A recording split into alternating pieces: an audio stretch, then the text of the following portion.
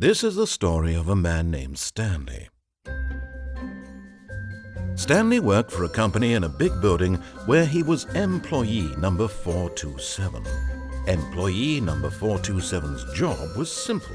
He sat at his desk in room 427 and he pushed buttons on a keyboard. Orders came to him through a monitor on his desk, telling him what buttons to push, how long to push them, and in what order. This is what employee 427 did every day of every month of every year. And although others might have considered it soul-rending, Stanley relished every moment that the orders came in, as though he had been made exactly for this job. And Stanley was happy. And then one day, something very peculiar happened.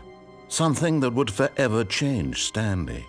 Something he would never quite forget.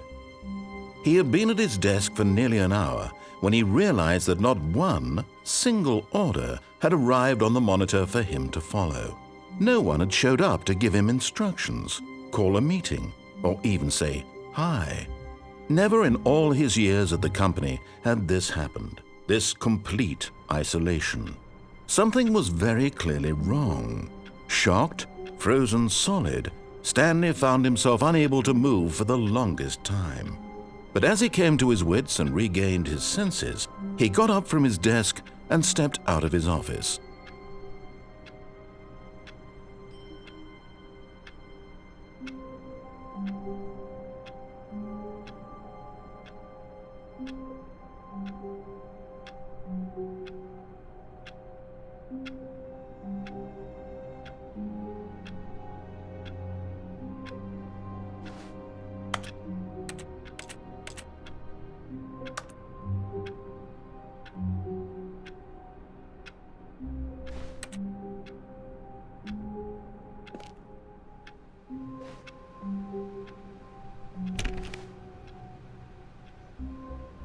All of his co-workers were gone.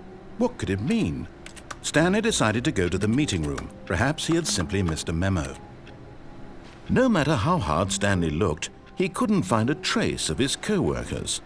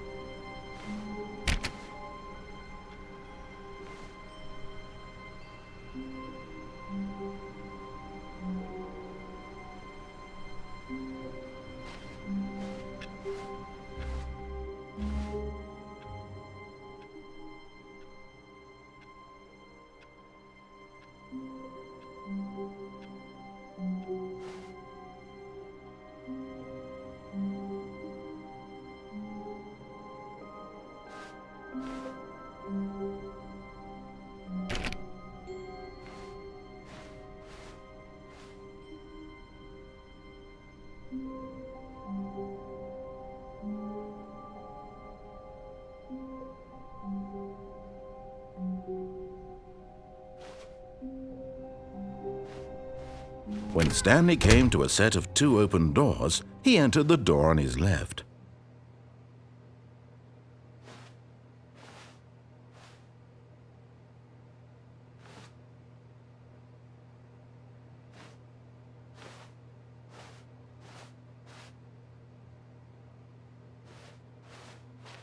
This was not the correct way to the meeting room, and Stanley knew it perfectly well. Perhaps he wanted to stop by the employee lounge first, just to admire it.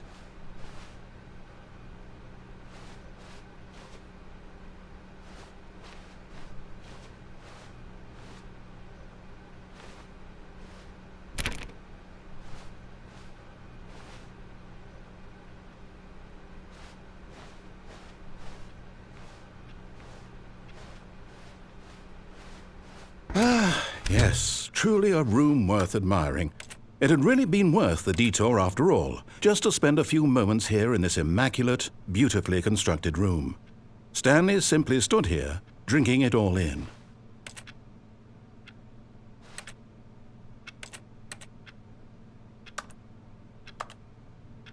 Yes, really worth it being here in the room. A room so utterly captivating that even though all your co-workers have mysteriously vanished, here you sit looking at these chairs and some paintings.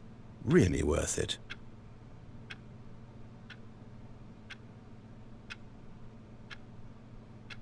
At this point, Stanley's obsession with this room bordered on creepy and reflected poorly on his overall personality. It's possible that this is why everyone left.